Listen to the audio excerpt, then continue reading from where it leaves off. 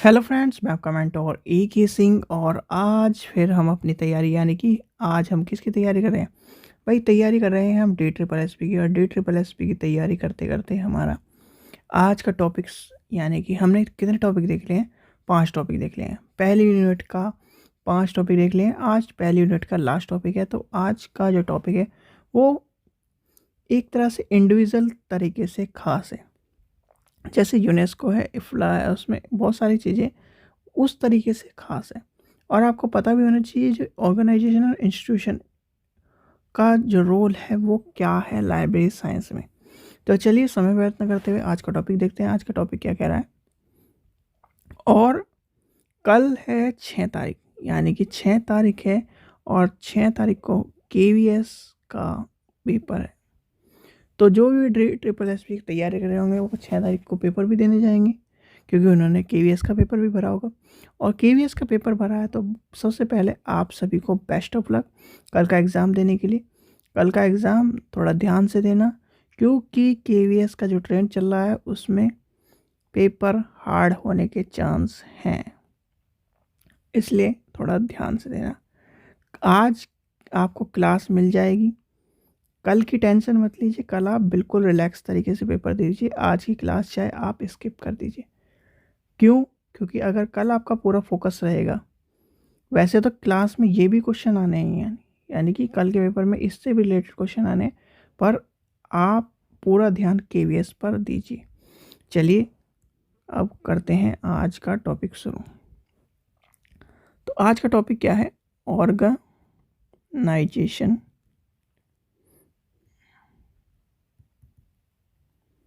And institution involved in the development of library and information service. भाई सीधी सीधी बात यह है कि लाइब्रेरी इंफॉर्मेशन सर्विस में डेवलपमेंट करने के लिए जो जो ऑर्गेनाइजेशन जिम्मेदार है या जो जो ऑर्गेनाइजेशन है, तो उनमें से कौन कौन सी पढ़नी है? मैं यूनेस को कब आई थी याद कर लेना। इफ्ला, FID, NIS, निस, सेट, ये मेन पढ़नी है। तो इसलिए आपको सबसे पहला आता है कि देखिए organisation and institute involve in development of library and information. क्या का किस लिए इन्वॉल्व होते हैं? आप कुछ भी मान लीजिए आपने एक स्कूल खोला, ठीक है, स्कूल खोल लिया। और स्कूल किसके थ्रू चलता है? सबको पता है। या फिर कॉलेज खोल लिया तो किसके थ्रू चलता है? यूनिवर्सिटी यानी कि UGC। और उसमें जो कोर्स करा रहे हैं, जैसे बीएड कोर्स करा रहे हैं, बीएड में आपको कहाँ से? NCT से मान्यता लेनी पड़ी। तो वो क्या करते हैं, एक तरह से इंस्टीट्यूट को में इन्वॉल्व होते हैं और इंस्टीट्यूशन को डेवलप करने का काम करते हैं। वैसे ही लाइब्रेरी का जो डेवलप करने का काम कौन कर रहा है? यूनेस्को कर रहा है, इफ्ला कर रहा है, निसेट कर रहा है। तो ये सारी चीज़ें बताई गई हैं। और ये दोनों दो तरह से हो सकते हैं, नेशनल भी हो सकता है और इंटरनेशनल ऑर्गेनाइजेशन भी हो सकता है। किसको भाई? आपको सहायता या फिर आपको डेवलप करने के लिए, ठीक है। जैसे हमारे यहाँ यूनेस्को मान के चलिए, UGC मान के चलिए, RRLF मान के चलिए, निस्डॉक मान के चलिए, आर्गनेस्क मान के चलिए। तो ये सारे क्या हैं? ये कार्य करते हैं डेवलप करने के। और डेवलप करने किसको? लाइब्रेरी को। यानी कि इसको एक शब्द में कहें, लाइब्रेरी के विकास में जो भी संस्थान आते हैं वे सभी लाइब्रेरी डेवलपमेंट या लाइब्रेरी विकास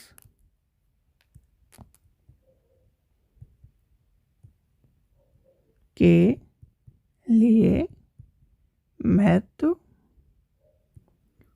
है। ठीक है, और उसमें कौन कौन से, अगर हम लेके चलें तो लाइब्रेरी सबसे पहला आता है यूनेस्को। ठीक है, यूनेस्को के बाद है RRLF, निस्डॉग, देखिए लिख भी लीजिए आप, UGC, RRLF, और कौन सा होता है यूनेस्को, यूनी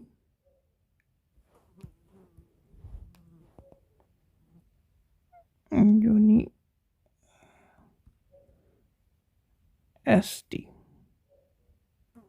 रुके स्पेलिंग गलत हो गई, UNI, यूनिसिट है वो, यूनिसिट, आर्ग, और ये क्या है, एग्रीकल्चर, याद रखना एग्रीकल्चर का है, ये है ये है डिफेंस का, और आखिरी बचता है NASS डॉक। ये सारे डेवलपमेंट में कारीगर हैं। अब हमें कौन कौन से पढ़ने हैं, हमें पढ़ना है यूनेस्को। सबसे पहले आता है यूनेस्को, तो ज़्यादा लंबा चौड़ा नहीं लेके चलेंगे क्योंकि जो लाइब्रेरी में आता है वही मैं आपको लेके चलूँ। ठीक है, अब इसकी फुल फॉर्म क्या है, कोई बता सकता है इसकी फुल फॉर्म क्या है? इम्पोर्टेंट है और आनी भी संभावना है, यानी कि आने की पूरी संभावना है। तो यूनेस्को की फुल फॉर्म देख लीजिए पहले, united nation education scientific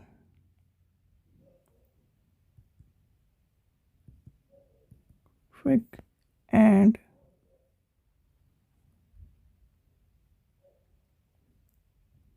culture organisation. याद रखना ये है इसकी फुल फॉर्म। और कब आया? 19, जल्दी बताइए, 46 में आया। ठीक है, अब जब ये आ गया, यूनेस्को आ गया, तो यूनेस्को कैसे डेवलप कर रहा है लाइब्रेरी साइंस को? लाइब्रेरी साइंस को डेवलप करने का क्या काम है उसका? Documentation, book product, copyright act, यानी कि इन सब को हेल्ड करते करते वो क्या कर रहा है, उसके लिए सहायता कर रहा है। और इसके एक चीज़ याद रखना, अगर आपसे 1976 वाला पूछा जाए तो 2 मेन डिवीज़न में ये डेवलप हो गया था, और वो कौन कौन सी थी? वो सेकंड डिवीज़न थी,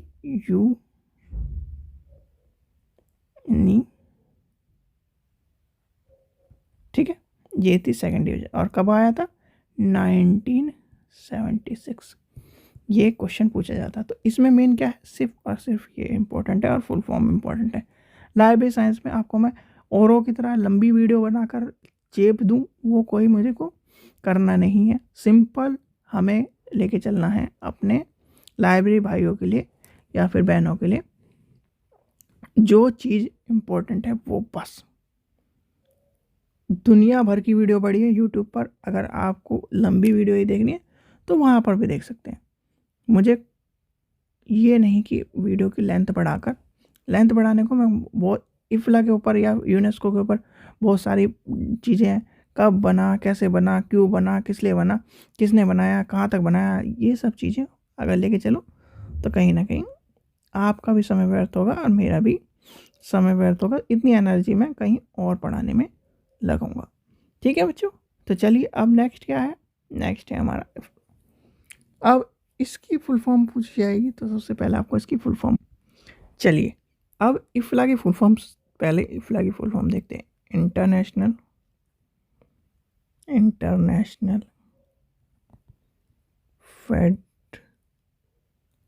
फेडरेशन ऑफ लाइब्रेरी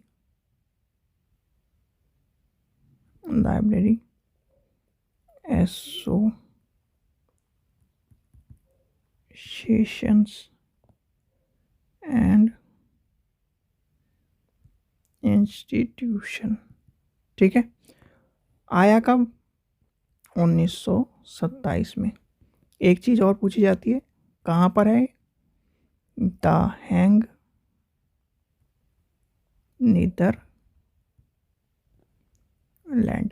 ये तीनों चीज़ पूछी जाती हैं, तो इसलिए इसका ध्यान रखना। ठीक है, कब आया, फुल फॉर्म क्या है, कब आया और कहाँ पर है, ये पूछा जाएगा, तो इसलिए ध्यान रखना। सिर्फ और सिर्फ इसमें यही चीज़ें आती हैं जो इम्पोर्टेंट होती हैं। अब नेक्स्ट क्या है हमारा, FID। अब ये बताइए फुल फॉर्म क्या है। चलिए, आप सोच रहे होंगे कि FID की फुल फॉर्म है तो F से शुरू होगी। बहुत बच्चे इसी कन्फ्यूज़न की वजह से इस क्वेश्चन को बर्बाद कर देते हैं। इसकी फुल फॉर्म है इंटरनेशनल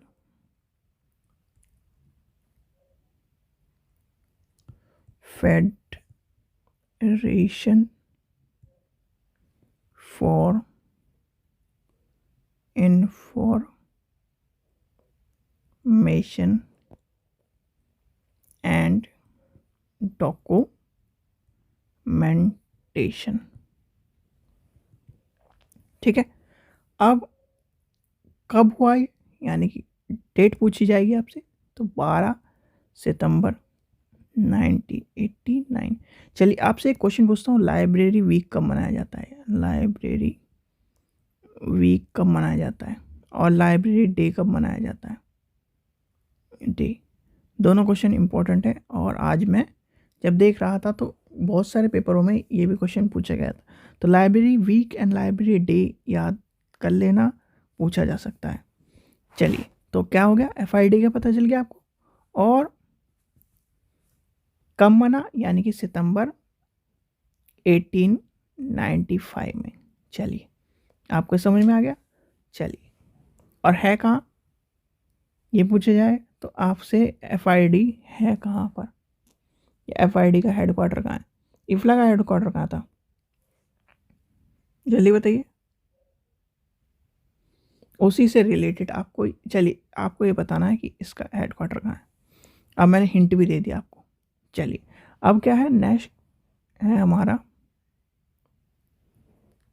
INS। अब ये क्या है, इसकी फुल फॉर्म क्या है, इंटरनेशनल। बहुत सारे बच्चे सोच रहे होंगे बस डेफिनेशन लिखवा के छोड़ रहे हैं और क्या नाम सामने, जब आता ही यही है लाइब्रेरी के। आप कोई सा पेपर उठा के देख लीजिए, चाहे जूनियर लाइब्रेरी हो चाहे नेशनल वैसे लाइब्रेरी हो, उसमें आप तक के सिलेबस में यही पूछा जाता है। रुकिए रुकिए रुकिए रुकिए, सिर्फ और सिर्फ नेट में थोड़ी सी एक्स्ट्रा इन्फॉर्मेशन पूछ ली जाएगी इनसे, नहीं तो उसमें भी यही पूछा जाता है कि कब आता है, इंफॉर्मेशन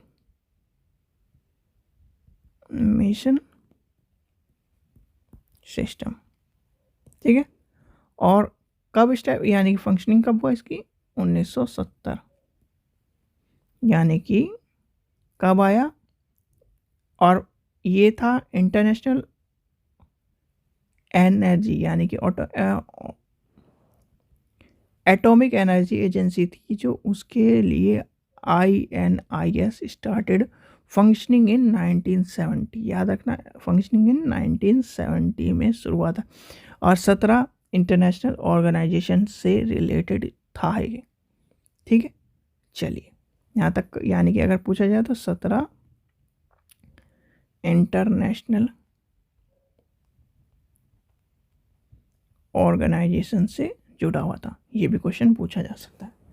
चलिए, अब आते हैं, क्या लास्ट बच रहा है हमारा, NISSET। इसकी फुल फॉर्म क्या है, देखिए NISSET की फुल फॉर्म क्या है, आपसे पूछी जाएगी तो नेशनल, और ये इंडिया की है, अभी तक जो हम पढ़ रहे थे बाहर की पढ़ रही थी, information system for science, SCINC, science and techno, TECHNOLOGY। ठीक है, ये है इसकी फुल फॉर्म। और आया कब ये पूछा जाए तो ये है सितंबर 1977 में। फिर क्या हुआ, organisation of the Indian government ने 1985 में NISSET का under the change of the department of scientific and institution research के नाम, यानी कि कब करा इसका नाम 1985 में 1985 में DSAR यानी कि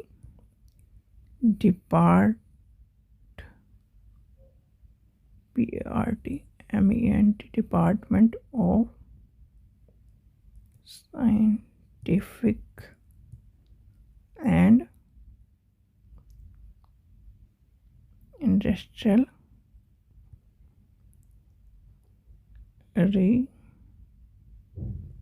रिसर्च के नाम से चेंज हो गया। तो ये थे आपका आज का टॉपिक, यानी कि आज का टॉपिक देखिए, लंबे चौड़े टॉपिक लिखे होने से सिलेबस में आप परेशान हो जाते हैं, बहुत सारे बच्चे परेशान हो जाते हैं। और जब मैं पढ़ाता हूँ तो वो औरों से भी कंपेयर करने लगते हैं कि क्या उन्होंने इतना लंबा चौड़ा पढ़ा दिया। कोई फ़ायदा नहीं है, कोई भी, चाहे आप उनकी कहे में चलो चाहे मेरे कहे में चलो। देखो, टीचर का अलग अलग पढ़ाने का तरीका होता है, मैं खुद कहता हूँ, क्योंकि मैं भी बड़े लेवल पर टीचिंग कर रखी है, जैसे एमएड हूँ मैं, आप तो मुझे पता है किस तरह की लेवल का पढ़ाया जाता है।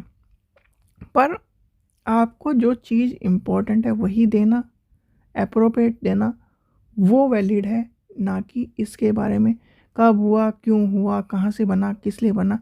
इतनी लंबी चौड़ी इतिहास इसका खोल के बैठ जाऊँ मैं तो आप भी बोर हो जाओगे और आप कल को ये कहोगे इतना सब कुछ आता तो है नहीं तो पढ़ें क्यों। जो चीज़ आती है वही बताओ, सीधी सीधी सिंपल बात। ठीक है बच्चों, चलिए, आशा करता हूँ आपको वीडियो पसंद आई होगी। वीडियो पसंद आई तो लाइक करें, चैनल को सब्सक्राइब करें और वीडियो को ज़्यादा से ज़्यादा शेयर करें। और बेस्ट ऑफ लक जिनका भी KVS का एग्ज़ाम है। ठीक है बच्चों, थैंक यू।